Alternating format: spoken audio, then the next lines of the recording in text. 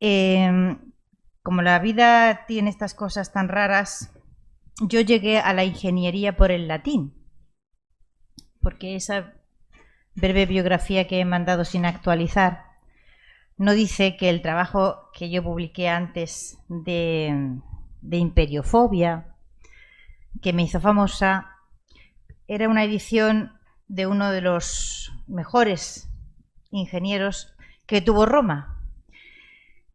El tratado militar de Frontino es el que yo edité, pero Frontino se hizo también famoso en la antigüedad porque tiene un trabajo magnífico que es de Aquaeductis, y es un espléndido tratado sobre las traídas y llevadas de agua, sus conducciones, etc. Nos permite conocer el nivel extraordinario que llegaron a tener los ingenieros romanos, realmente extraordinario. Así que yo tenía ya un enamoramiento por culpa de Frontino.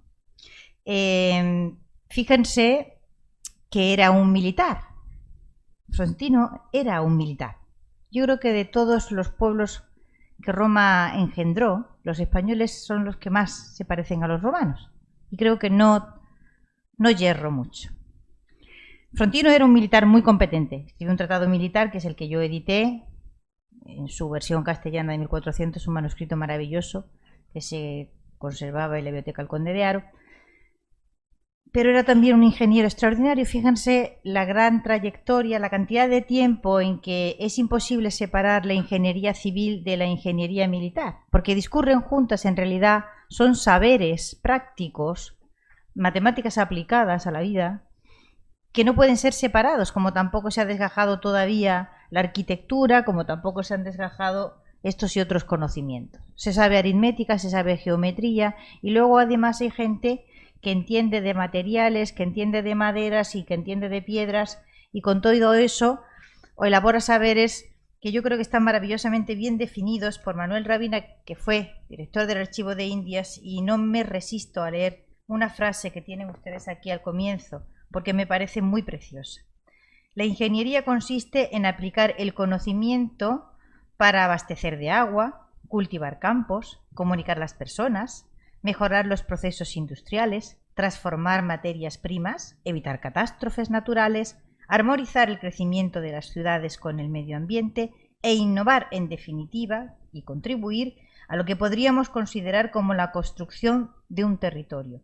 Estas son actividades esenciales y definitivas para el desarrollo humano y la mejora de su calidad de vida, actividades que los ingenieros ejercen desde hace siglos de manera discreta y anónima. Y yo diría, si son españoles, súper anónimas. Porque como ha dicho Ignacio, si le preguntas hoy a un buen estudiante de bachillerato, que es un muy buen estudiante de bachillerato, el ser humano no ha empeorado, no ha mejorado, pero empeorar tampoco. O sea que no son más tontos ahora que hace 50 años.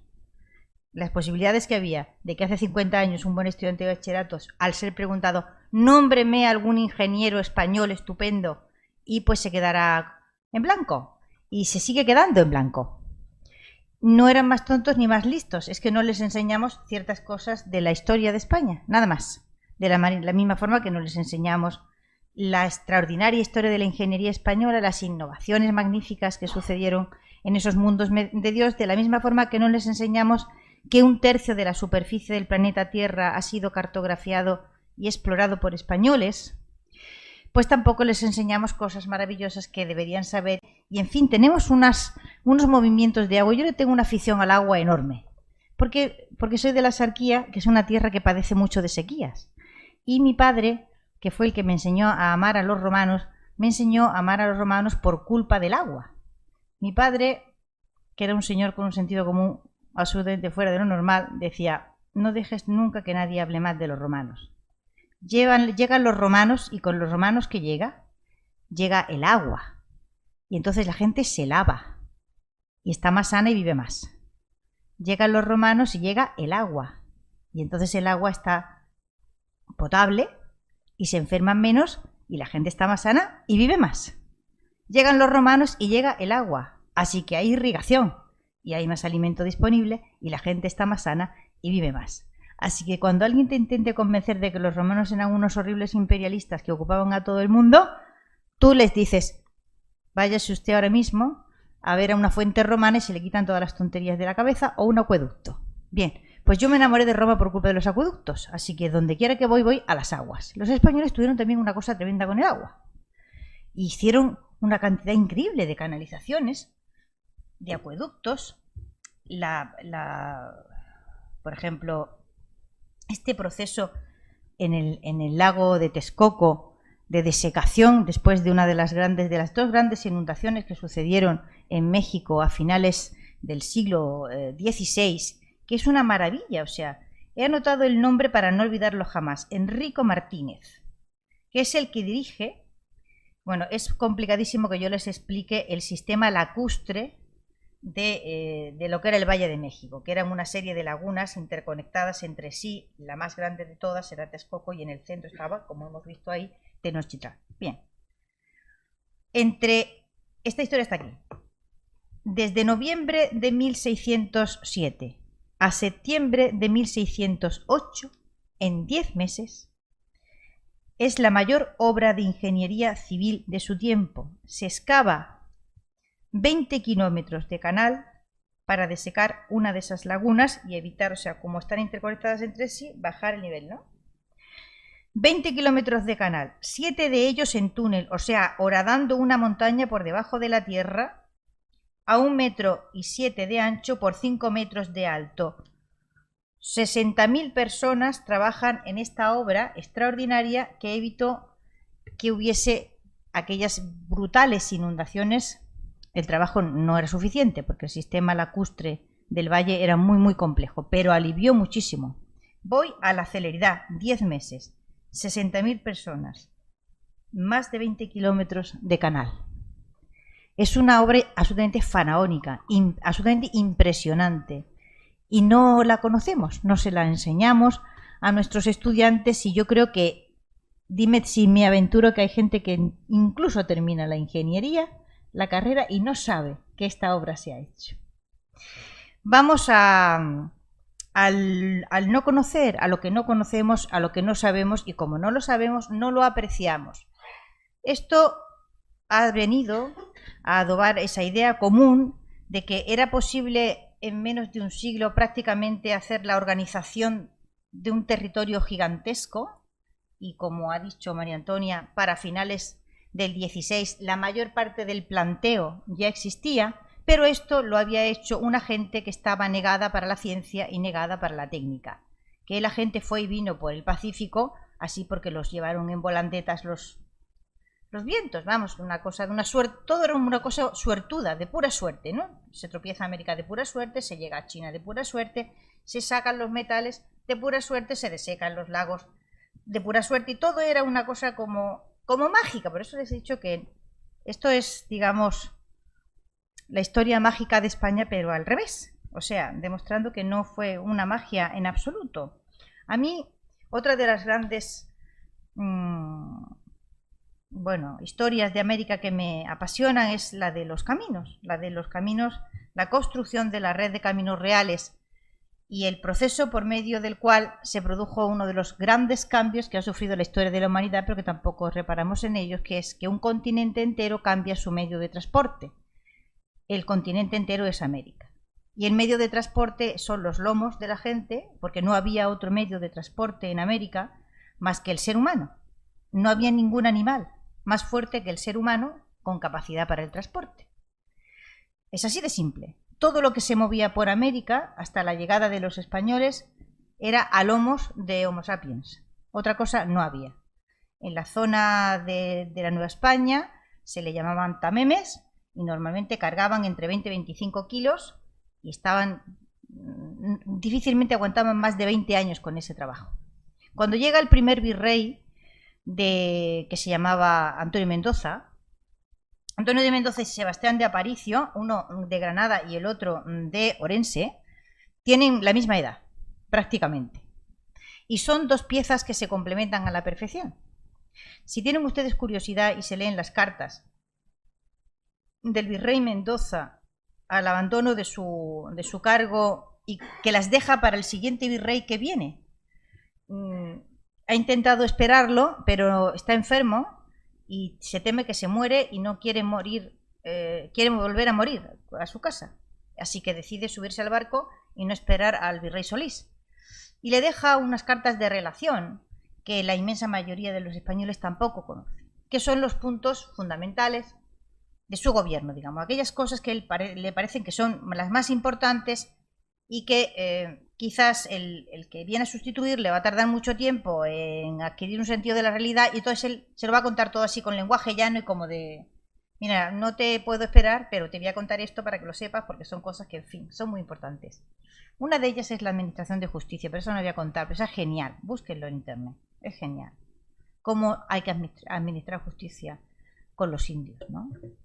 Que se tome el trabajo de sentarse y durante horas escuchar, que no tienen la misma noción del tiempo que los occidentales tenemos o los cristianos tienen, que empiezan hablando de una cosa cuando quieren hablar de otra y lleva mucho tiempo saber qué es lo que realmente te quieren contar. En fin, todos esos consejos se los da Mendoza con un donaire castellano en el hablar que es maravilloso, no en el escribir. Pero otro asunto es cómo conseguimos cambiar el sistema de transporte para que los lomos de los indios no tengan que cargar toda la mercancía que se transita. Y es un trabajo realmente extraordinario, porque aparte de que Sebastián de Aparicio enseñara a criar los bueyes y el tema de las carretas y todo esto, es que las carretas tienen que circular por sitios, y esos sitios hay que hacerlos, esos caminos hay que construirlos. Y luego los bueyes tienen la mala costumbre de comer, así que tienen que tener durante todo el trayecto herbajes donde haya alimento, donde se críe el alimento que esos animales necesitan, ya sean bueyes, ya sean burros, ya sean mulos, ya sean caballos. Y luego ese camino además necesita postas, y si tú no tienes suficiente tráfico para esa red que has abierto, esa vía, nadie quiere poner una posta por donde no circula nadie. Pero es que si además circula gente y no hay seguridad, resulta que roban y nadie quiere circular por ese camino. Así que con todos esos hilos en la mano, Mendoza los va enumerando y va diciendo qué es lo mejor que se puede ir haciendo aquí y allí. Es de un talento político extraordinario.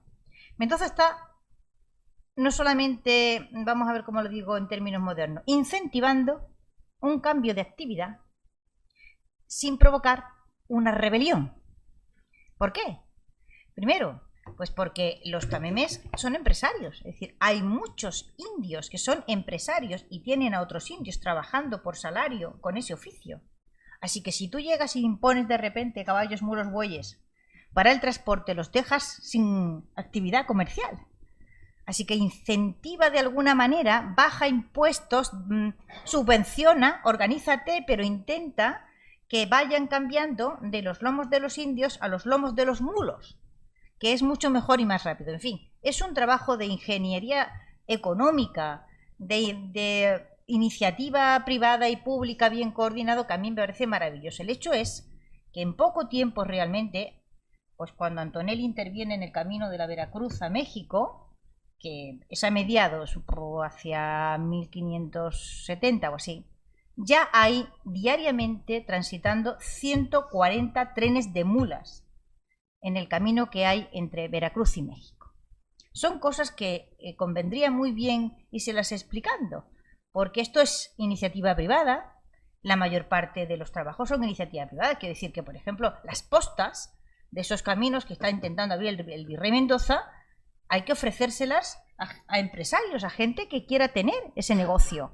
Y hay que ofrecerle ventajas para que lo haga, porque tú le estás diciendo, ábreme un negocio en una autopista que todavía no tiene gente por la que circular, pero que no va a poder circular gente por ella si yo no pongo esas postas, porque no hay donde dejar los animales, porque no hay donde descansar, porque no hay donde guardar la mercancía mientras se duerme. Son problemas de una naturaleza práctica muy ingenieril, pero que hay que tenerlos todos ellos en cuenta. Y ahí se produjo pues aquella especie de think tank gigantesco que fue durante, en mi opinión, los 50 años del puro milagro, que son los 50 años de 1550 hasta 1600, ¿no? Que realmente es una explosión gigantesca de conocimiento, de apertura de vías de comunicación, de iniciativa, de capacidad para la aventura, de inventar y de todo. Y estoy con los del Museo Naval, lo de fuimos los primeros, que está muy gracioso, pero yo siempre digo, da igual, no es necesario utilizar la primera persona del plural. Da igual quiénes lo hicieran. El hecho es que nuestros antepasados, o no, fueron una genialidad de gente y hay que conocerlos. Si además nos sirve un poco para adobarnos la autoestima, que tampoco viene mal teniéndola como la tenemos flagelada desde hace tanto tiempo, pues muy bien. Pero fundamentalmente es que es una parte de la historia del mundo que es fascinante, es realmente fascinante y deberíamos conocerla mejor en lo que tiene de nuestra propia historia y también en lo que tiene de historia del mundo. Y lo que hay en este libro es una parte importante de la historia del mundo. No hay que ser demasiado de mi pueblo, sin renunciar tampoco a las cosas de nuestros pueblos, ¿no? Que también son importantes. Pero abriendo la mente, no hay que rechazar aquello de bueno que nos encontramos solo porque sea español. Que si es español a lo mejor resulta que puede ser bueno y no pasa nada. Se puede uno sentir orgulloso de eso sin necesidad de flagelarse constantemente, ¿no? Quiero decir que ha habido una insistencia cuasi enfermiza a lo largo del tiempo en fijar toda la historia de España en dos pilares. Uno es la conquista y otro la Inquisición. Y usted difícilmente consigue que alguien que tenga un conocimiento general de historia sea capaz de pegar un quiebro para irse de una parte o de la otra. En el caso de América, ¿hubo conquista? Pues claro que hubo conquista. Los aztecas, cuando llegaron 2 siglos y medio antes o 3 al Valle de México, también conquistaron. Conquista ha habido siempre. La conquista no singulariza en absoluto la historia de España, ni singulariza la historia de nadie, porque el ser humano vive en estado de conquista permanente. Si pensamos en los romanos, yo creo que se ve mucho más claro. Los romanos conquistaban una parte grande, digamos, del Monsen se lo plantea, ¿no? Es que los romanos eran un pueblo conquistador, eso es verdad, los romanos eran un pueblo conquistador, pero allí donde llegaban los romanos había una paz perfecta, pues no es cierto en absoluto. Es decir, los territorios que los romanos ocupaban, y pensemos en la península ibérica o en el sur de Italia, por ejemplo, estaban en conflicto bélico permanente, donde había múltiples poderes pequeñitos que contendían entre sí incesantemente, que se conquistaban los unos a los otros. Este año te conquisto a ti, 5 años después la conquista revierte para acá. Y esto impedía la fijación de población, esto impedía el crecimiento de las ciudades, esto impedía el desarrollo del comercio, entonces impedía el despegue demográfico. Roma llega y conquista, eso es verdad. Lo que ocurre es que además de conquistar, 20 años después ha conseguido normalmente estabilizar los territorios y se produce un desarrollo demográfico, un desarrollo de la vida urbana, un desarrollo de las comunicaciones y del comercio como no se había conocido antes. Esa es la diferencia. De manera que la fijación en la morbosa, en la conquista, no es más que un empeño, prácticamente un querer estar ciego al hecho de que la conquista es el estado normal de la humanidad y que lo que hay que preguntarse es la gente que conquista, cuando conquista, ¿qué es lo que ha hecho 50 años después de conquistar? Esa es para mí la pregunta clave en todo esto.